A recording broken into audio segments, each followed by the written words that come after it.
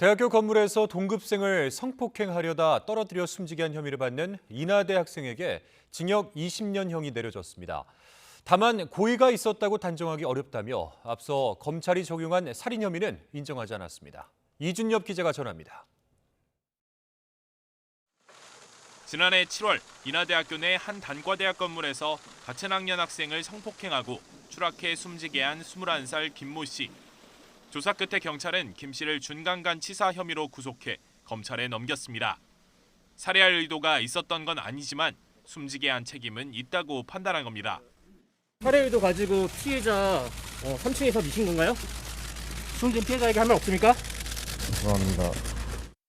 그러나 검찰은 범행이 일어난 창틀은 지상에서 8m 높이에 있었고 바닥은 아스팔트라 떨어지면 숨질 가능성이 있다는 걸 김 씨도 충분히 알 수 있었다고 봤습니다.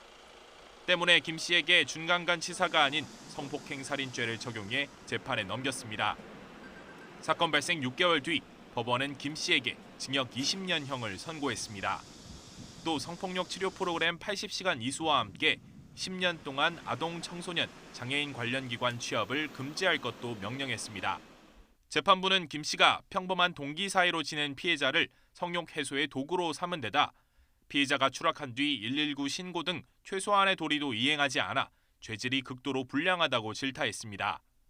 김 씨가 피해자를 위해 1억 원을 공탁하고 범행 당시 술에 취해 있었던 점은 참작하지 않았습니다. 그러나 재판부는 검찰이 주장한 것처럼 김 씨에게 살인 의도가 있었다고 단정하기는 어렵다고 판단했습니다. 범행 당일 오후 경찰 조사에서도 술 냄새를 풍기며 횡설수설할 정도로 취한 상태여서 피해자가 추락할 위험성을 확실히 인지했다고 볼 수 없고 살해의 동기도 찾기 어렵다는 겁니다. 새내기 대학생이었던 피해자는 행인에게 발견되기 전까지 2시간가량을 눈뜨고 숨도 쉬면서 홀로 쓰러져 있었던 것으로 조사됐습니다. 사건 이후 유족들도 수면장애나 대인 기피, 학업 포기 등 치유되지 않는 상처를 안고 있다고 재판부는 지적했습니다. YTN 이준엽입니다.